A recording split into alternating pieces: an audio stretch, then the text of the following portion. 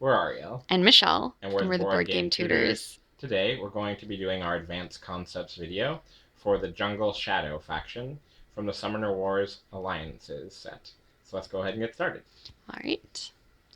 So here we have the faction deck. This is the first card showing the starting setup, like in every faction. Then we have, on the other side. And basically you flip it over and check the other side. Here are all your event cards, and as usual, the turn phase summary. Okay, then we have a wall. Always the same. And then here's the summoner named Melundak. So he has an attack value of 3, is a ranged fighter, and has 5 hit points. And his special ability is called Shadow Weave. This one is really cool. It says, once per turn, when summoning a common jungle shadow unit, after paying its summon cost, you may place it adjacent to a jungle shadow unit you control. So in this faction, you actually have the opportunity to summon away from a wall. Normally, if you end up not having a wall, if your opponent destroys all the walls that you have on the field, then you can't summon. But because of this summoner's special ability, you can still summon one common unit next to another unit that's already on the board. So if the wall was eliminated, where could you summon?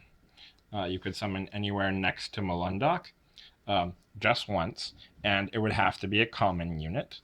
And also, you could summon anywhere adjacent to this common unit here, or if you had a champion out on the field, anywhere next to a champion unit as well.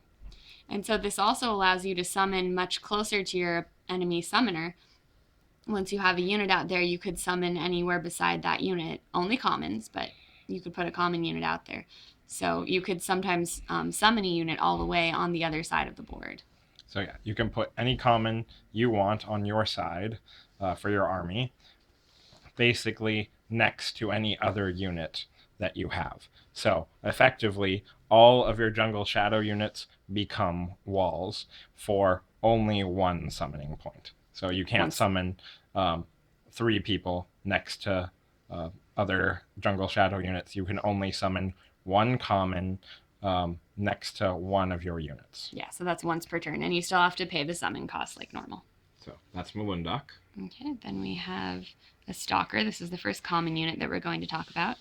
It has a summon cost of 1, an attack value of 1, and is a melee fighter, and has 2 hit points. And the Stalker's special ability is called Chant of Transformation. During your event phase, you may spend 1 magic point. If you do, until the end of this turn, add 1 to the Stalker's attack value, and when moving the Stalker during your movement phase, you may move it up to 1 additional space. So this is pretty straightforward. It costs 1 magic, and you have to pay that magic during your event phase. And then you'll be able to move this Stalker an extra space, and you'll be able to roll an extra die when this Stalker attacks. So her movement increases to 3 if you want it to be 3. And also, if you attack that same turn, for paying that 1 magic, you get 2 dice instead of 1. So obviously, you can make her sneak up out of nowhere all of a sudden and throw 2 dice at somebody, preferably the opponent summoner. But yeah, so she has a fair amount of variability there, and she is a summon 1 cost common. So she's relatively cheap, but obviously the second that you spend 1 magic point during your event phase, then she is a summon cost 2, essentially. Yeah, and you do have to pay that magic every turn that you want to use Chant of Transformation. Yeah, so it's not a permanent transformation in a sense. It's a temporary transformation. So for that turn only, she gets those 2 extra benefits. Okay, then we have a Shadow. The Shadow is another common unit that costs 1 magic, has an attack value of 1, is a ranged fighter, and has 1 hit point, and its special ability is Scatter. At any time on your turn, you may return the Shadow to your hand. When this Shadow is destroyed, you may spend 1 magic point to immediately replace it with a Shadow unit from your hand. So this is kind of like 2 things that you can do. One is that you can, as long as it's your turn, you can just decide to take this Shadow back into your hand. One way that might be helpful is if you want to build it for magic at the end of your turn. So you might summon it and then attack with it, and then while it's still your turn, take it back in your hand so that you can build it for magic at the end. So that's one way that Scatter could be helpful. And then the second half? So when it's destroyed, you can just spend a magic point and replace it with another Shadow if you have a Shadow in your hand. So first we were a little confused, thinking maybe it said you could replace it with a jungle shadow, but it's talking just about this kind of common unit called a shadow. So when it's your opponent's turn and they've attacked and destroyed your shadow, if you have a shadow in your hand, you do have to pay for magic as if you're summoning it, but you can immediately put it down where the destroyed shadow unit used to be. So, one obvious option that you might use with shadows in general, shadows, not jungle shadows, is you might try to get this unit out onto a far side of the enemy field, and if your opponent attacks it with just one attacker and destroys it, you can summon another shadow unit from your hand during your opponent's attack phase and put one shadow from your hand onto the spot that shadow occupied.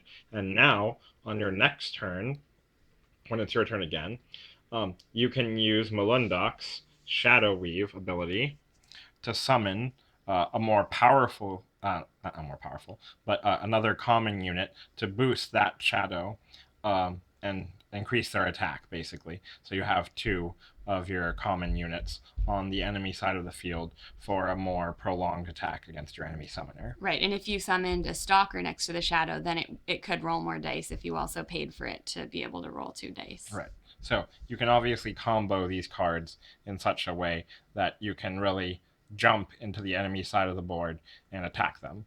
Obviously, given the fact that the shadow is still alive, given the fact that you have another shadow to replace it with in your hand, etc. So there are several factors that come into play here, but you can link several events together and cause a pretty nasty situation for your opponent's summoner. Right, because your opponent might be trying to make sure that your shadow unit isn't too close to their summoner, but then you just replaced it, and they might not be able to destroy the new one before their turn is over. Mm-hmm. Or you could use that same scenario that we just described to summon a Shaman. Okay, so a Shaman has a summon cost of 2, an attack value of 2, is a ranged fighter, and has 1 hit point, and its ability is Chant of Haste. Once per turn during your event phase, you may spend 1 magic point to choose a common jungle shadow unit you control that is within 2 spaces of this shaman. Move the chosen unit up to 2 spaces. A shaman cannot be moved using Chant of Haste. So you can't use this to move a shaman, but you can use it to move any of your other common units, which means any shadows you have on the board and any stalkers that you have on the board. Mm-hmm. And so this says once per turn during your event phase. So that's when you have to decide. You would spend 1 magic point, and then the unit in question would have to be within 2 spaces of the shaman, so it's fairly specific. So and then you can move it. In this example, only this Stalker could be moved because she's the only person within 2 spaces of the shaman. This shadow is within 1, 2, 3 spaces.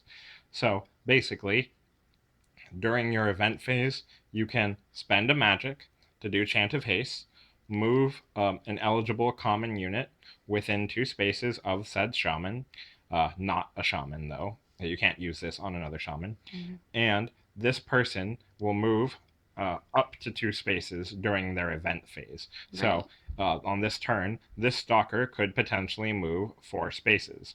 Or if you paid for her Chant of Transformation, she could move 5 spaces. Right. So obviously, all of the special abilities for all of these commons link together to perform pretty interesting combinations of what they can actually perform. So yeah, you want to be using them very carefully with each other. Right, so just keep in mind that Chant of Haste happens during the event phase. That's when the first 2 spaces would get moved. And then if you chose to move that same common unit again, you could move it another 2 or 3 spaces, depending on the circumstances. Mm-hmm. So that's the shaman. Okay, then we have the first champion that we're going to talk about, Satara. She costs 5 magic to summon, has an attack value of 1, is a melee fighter, and has 5 hit points. So it's not very common for a champion to have an attack value of only 1, but when we see her special ability, we'll see why that is. Because she has some other ways to hurt you as well, or to hurt your opponent, I should say. So her ability is called Shadow Barrage. When moving Satara during your movement phase, you may move her up to 2 additional spaces and may move her through other units. Satara must end her move on an unoccupied space. Roll a die every time Satara moves off of a unit. On a result of 3 or higher, that unit receives 1 wound marker. So she basically can move through other units and has a chance of hurting them, but you do have to roll a die to see whether she succeeded in hurting them. So you can move her up to 2 additional spaces. So you can move her 4 spaces whenever she moves during movement phase. And yeah, so this is a way that she can actually do quite a bit of damage depending on how things are set up. And as it specifies in her text, she can move through other units. So she can hurt commons, she can hurt champions, she can hurt summoners, and she can even hurt other cards like conjurations using this special ability because it says other units. So, for example, in this example, when she moves, like it said, she can move 4 spaces total. So she could move, in this example, 1, 2, 3, 4. Now, if we did this correctly, so for the first person she went over, you roll a die. That was a 1. What was the clarifying number again? It's over there. I think it's 3 and higher, 3 and higher. Like any attack. Yeah. So this would not count. This would not count for the Stalker. That was an enemy. Now we roll for the Shadow. 6, 1 wound on that Shadow. Which means it's gone. It's dead, but I'll just put the wound there. And then 1 for the Shaman, a 5. So both the Shaman and the Shadow are dead. And if she has any enemies in her immediate vicinity, she could attack them. So for example, if her Shadow Barrage ability had not killed this Shaman, which it did, but if it hadn't, then she would still have 1 shot at doing damage of 1. So nothing. Okay. So these 2 would be dead in this example, and now you just killed 2 units. And so you, as you can see, you can roll 1, 2, 3, 4 dice. The last die being her actual attack. Right. With her special ability. Yeah, so even though her attack value is 1, she actually can do several attacks depending on the situation. So there are also going to be some limitations about her damaging other people and going over other cards. We'll come to that in just a minute, but we'll describe that when it comes up to that. Okay, so then we have the Child, another champion of the Jungle Shadows. It has a summon cost of 4, an attack value of 2, is a melee fighter, and has 5 hit points. So I don't know if I guess the Child's a guy. Some of these I'm confused. Like, do you call it? Is it the creature? Is it the guy? Yeah. I'm assuming it's the guy. Yeah, and we don't really know why this guy is called the Child. But anyway, his special ability is called Swift Scatter. When moving the Child during your movement phase, you may move it up to 1 additional space. At any time on your turn, you may remove all wound markers from this card and return it to your hand. So there are basically 2 different abilities going on here. I think that's why it's called Swift Scatter. Those are kind of each their own ability.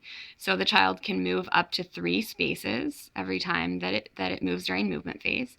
And then anytime on your turn, you can just take it back in your hand, and you get to take off all the wound markers.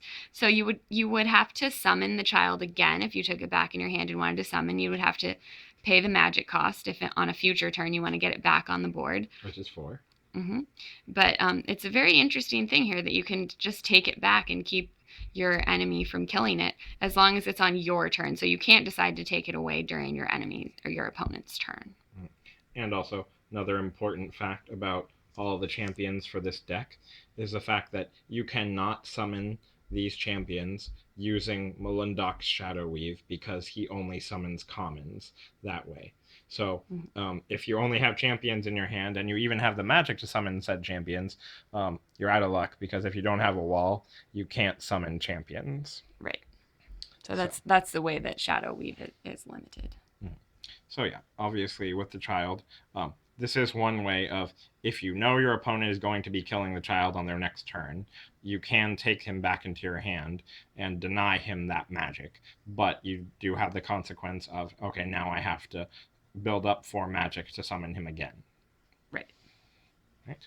So the last champion that we're going to talk about is named Gargousse. He has a summon cost of 6, an attack value of 3, is a melee fighter, and has 6 hit points. His special ability is called Spirit of the Bat.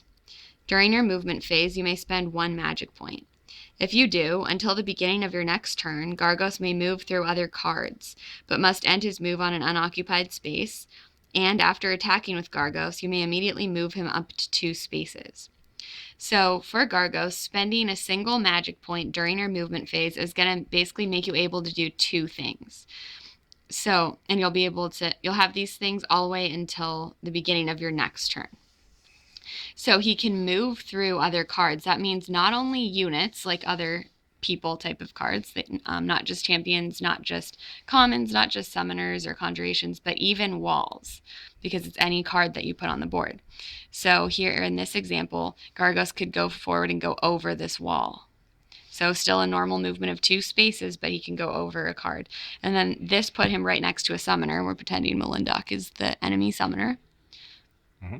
And basically, so you roll the 3 attack dice, and go up a little bit more. Mm-hmm. And so basically, Gargousse would roll his attacks. I'm not going to do that right now, but he could roll his 3 dice, which is always devastating against an enemy summoner. And then, because he paid for his special Spirit of the Bat movement, he can now go 1, 2 spaces away. And he can go over other cards because, like we said, his bat-like flying ability applies his entire turn until the beginning of your next turn. So now he just ducked in there, attacked that summoner for 3, and then ducked back out again, as a sneaky bat would. It seems like a very jungle shadowy thing to do. Mm-hmm. So, and we just want to illustrate this point once again. Satara, as a champion, you don't have to pay for her Shadow Barrage ability, but excuse me, basically, she can only move through other units. So she can move through commons or champions or the summoner or even conjurations, but she can't move through walls. So that's a big difference between her and Gargousse. And so you don't have to pay for this ability, and she moves 4. So that's a fair amount of attacks if you can roll successfully on all those different die rolls. However, on Gargousse, he can only move 2 spaces, but he can move through walls, which is one of the major benefits of him. And you can usually use this to a pretty crippling effect to the enemy summoner, just because rolling 3 dice, as I said, is always scary. Right. It's one of the most powerful die rolls you can have. Mm-hmm. Now, obviously, if you had 4 or 5 or 6, but yeah, those aren't very common. Yeah. Okay, so that was Gargousse. He's a little bit complicated, but pretty awesome. Mm-hmm. Then now we're going to talk about the event card. So first we have Out of Shadows. All jungle shadow units you control that have no enemy units adjacent to them gain the following ability until the end of this turn. Thrust. When this unit attacks a card that it is adjacent to, add 1 to this unit's attack value during that attack. So this card sounds a bit complicated, but it really just means that your units can all roll an extra die during this turn because it adds 1 to their attack value, as long as when you play this card during your event phase, they don't currently have any enemy units adjacent to them. So, in this example that I've set up over here, we have 2 enemy units right here, and all the rest are your jungle shadows. So, it doesn't matter. You can use it on commons, like this card over here. You can use it on champions, like this card, or that card. Or you can use it on your summoner. They all meet the initial criteria of not being adjacent to any enemy units. So, any jungle shadow units that fit this criteria, now, when they move, Gargousse, he could move forward normally, as he normally would. Just 1 space forward. Now he rolls 4 because he has the thrust ability.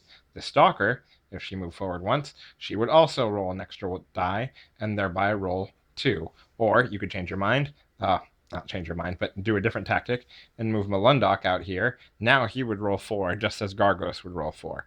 So this can be pretty useful. Obviously, with the Jungle Shadow, you don't have anything extra in your deck that lets you attack with more than 3 characters, 3 units. So you have to choose wisely. Obviously, if you started out a turn, like right here, if Gargousse started out a turn next to that shadow, he could not use 4 dice. He would only use 3. Yeah, so for thrust to work, they have to start out not next to an enemy unit and then do their attack next to the enemy unit that they're attacking. So those are the specifics for thrust. Mm-hmm. All right, so let's go on to the next card. Okay, so this one is called Shadow Snare. All jungle shadow units you control gain the following ability until the beginning of your next turn. Engage. When an enemy unit is adjacent to this unit, that enemy unit cannot be moved. So this one is different from the previous one because it doesn't specify where your units have to be at the beginning of the turn. It doesn't matter if they're already adjacent to an enemy unit or not. And yeah, it's pretty simple when an enemy unit is adjacent to this unit. So basically, the enemy units can't move past any of your units if you've played Shadow Snare on your previous turn, because this is in effect until the beginning of your next turn. So, for example, let's say you were trying to protect Melundak from enemy attacks. If you had a common Stalker here, right there, because of the engage ability that you engaged this turn, this Shaman right here could move forward one space, but now cannot do anything to get to Melundak, because even though he's ranged, he can only attack here and here, but Melundak is there, and the Stalker is engaging him, so he cannot attack Melundak this turn. Yeah, so you can kind of trap enemy units in this way. And obviously limit movement. So if you're playing against an enemy army where they have a lot of mobility, they can move up to 5 spaces, for example, for some of their units. This is a good card to play if you suspect that they're going to try and run up and attack your summoner. And you can place your summoner in such a configuration, obviously over here would work as well, such that they cannot be attacked this turn. This coming turn, I mean. All right, so that was that event card. Let's go ahead and move on to the next one. Now we have Track. Choose any number of Jungle Shadow units you control and move them up to 2 spaces. Units moved in this way cannot move onto or off of any other cards and must end this move adjacent to an enemy unit. So we think this is called Track because it can only be used to get a card up to an enemy unit. So this was the example I was speaking above with regard to Satara's card. Even though she normally has, up here, as you can see, Satara, she has Shadow Barrage as normal. Track is basically extra movement during your event phase. So Shadow Barrage does not apply when you use Track with her. So you cannot use her, in this example, to run over the Shadow and get in 1 extra attack right here. Because of Track, she would have to be, for example, in this position. It says you can move up to 2 spaces, so she could be in this position even. She could go 1, 2 during the event phase, and now she is in an awesome position to attack multiple units using her Shadow Barrage ability. But during the event phase, she cannot run over other people, aka go through other cards. So yeah, that is one limitation of the Track card. But yeah, so that is one example of how to use Track and not use it incorrectly, because she cannot use Shadow Barrage with Track. All right. Okay, and the last card. Consume in Darkness. Add 2 wounds to every enemy unit that is adjacent to your summoner. If 1 or more units were destroyed in this way, remove 1 wound marker from your summoner. So this one, of course, is to use as kind of a last-ditch effort to protect your summoner, because this hurts units that are directly adjacent to him that are enemy units. And it lets you add 2 wounds to every one of them. That's pretty powerful, because that means a common that can take only 1 unit or a common that can take up to 2 units. Sorry, 2 wounds. Yeah. A common unit that can take 1 wound or 2 wounds will get destroyed by Consume in Darkness. So this might only place wounds if you're doing it to a champion, but if you're doing it to a common, it will most likely destroy them. And then if at least one of the units is destroyed in this way, you get to take a wound off your summoner. So I guess he got life back by attacking them. Apparently he's some sort of vampire or something. Mm-hmm. So, for example, this would be one awesome usage of Consume in Darkness. So, in just a minute, I'm going to talk about stacking cards, but let's go ahead and focus right here.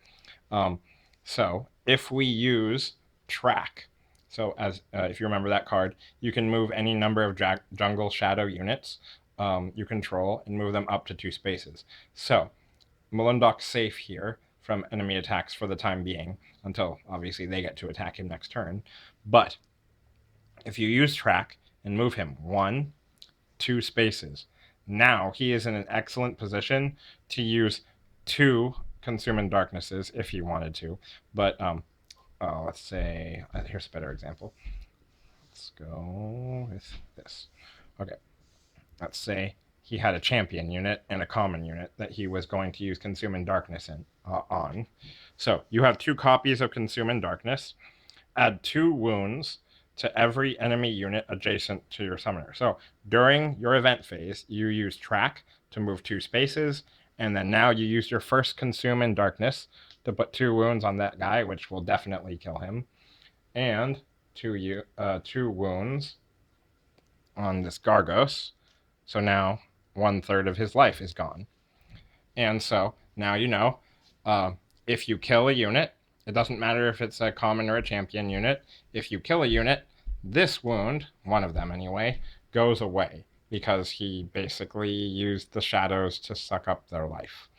I don't know. Anyway, so that's that. And then if you used your second Consume in Darkness card, you could deal another 2 damage to that champion unit that you already damaged for 2. And so now they have 4 out of the 6 wounds. And guess what? Melundak rolls 3. So he could even now hopefully take out that champion unit because he has a decent chance of doing 2 wounds. So that's one example of using track to get close enough to your enemy units and then basically obliterate them for the most part. Using Consume in Darkness. So that's a pretty cool way to combine event cards. And it's also one of the ways that you can sometimes do damage before the attack phase, which is pretty cool as well. So, and lastly, just want to go over the event cards briefly. So let's see here. Just make sure they're all visible. So as we can see, this Shadow Snare card up here, it has Engage. So basically, even though you have 2 copies of this, you wouldn't want to use 2 copies on the same turn because Engage is a singular ability where you can't doubly engage someone. So you don't want to do 2 of those on the same turn, for example. There's no benefit. Out of Shadows, this, however, you have 3 copies of this and you gain the Thrust ability. So for every Out of Shadows card that you play in the same turn, you get to add 1 die for each card that you play. So if for some strange reason you got all 3 Out of Shadows all at once, and you played that, Out of Shadows, Out of Shadows, Out of Shadows, now you would get 3 extra dice to anyone who fits the qualifications of this card, and now Melundak could possibly roll 6, so could Gargousse. It could be pretty powerful all of a sudden, but obviously more of the time, most of the time, you will only get 1. Maybe sometimes you'll get 2. Right. So that is a stackable card. Track. If you play it carefully, you have 2 copies of Track, you could possibly stack these cards. You could move 2 spaces to 1 unit and then 2 more spaces to get to the enemy summoner, for example. But obviously you have to be in a kind of risky position to be that close to the enemy summoner. Yeah, because you always have to, the movement that happens during track, you always have to conclude it adjacent to an enemy unit. So yeah, it'd be a little bit tricky to be in a position to do that twice in a row, but it's possible. And lastly, Consume in Darkness. You could play 2 Consume in Darknesses on the same turn, but what you need to remember is resolve all the text on the first Consume in Darkness, then resolve the second Consume in Darkness. Right. So you just want to plan that really carefully. All right. So those are all the event cards and how they can be combined. Yeah, we hope you enjoyed the content of this video. And yeah, if you want more videos and more content for Summoner Wars and all the other board games that we cover, please visit our YouTube channel, The Board Game Tutors, and check us out on bgg.com. And if you enjoy the content of this video, please give us likes, comments, concerns. If you have any clarifications, please don't hesitate to share them with us. Yeah, and you can always subscribe to our channel if you would like. All right. Thanks so much, everybody. We'll see you in the next video. Thanks for watching. Bye. Bye.